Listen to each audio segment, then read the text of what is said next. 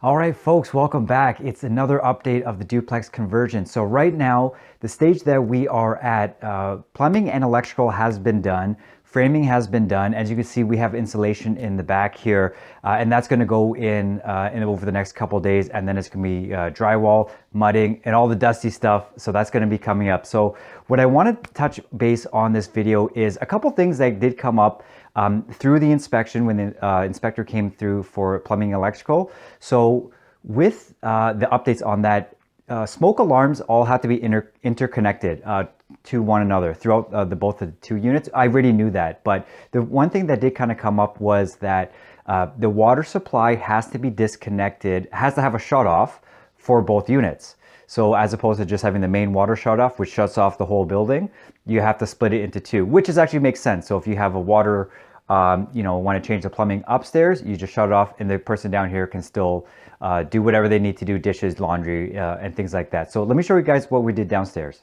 Okay, cool. So we are in the bottom level of this duplex. So the property is a back split. So it splits in the back into 5 like a fan.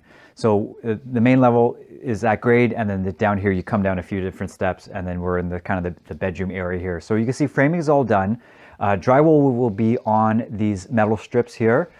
Plumbing and electrical is all done. So right behind me here, in the last video, this was where we did the new plumbing install, where we pulled up the foundation and laid the new plumbing in, got rid of the clay piping.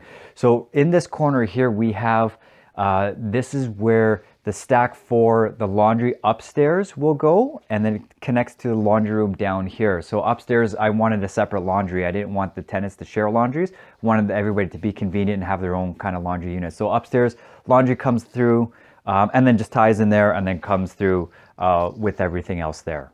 Okay, folks, so the last part I wanted to show you on this video here is the updated plumbing. So we have the multicolored Plex lines here. They're a lot more easier to run than copper lines because you could just quickly run it, and they're flexible and they can fit through all little tiny places and things like that.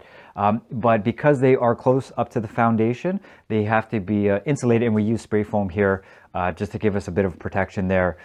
Electrical, as you can see, has been all updated. We took out all the aluminum wiring. That stuff is garbage. Get rid of it. So we got rid of that. And then we have the venting pushed out to the side of the house there. So that's the update for today. We will be going into finishing fairly shortly, and I will update you guys on that.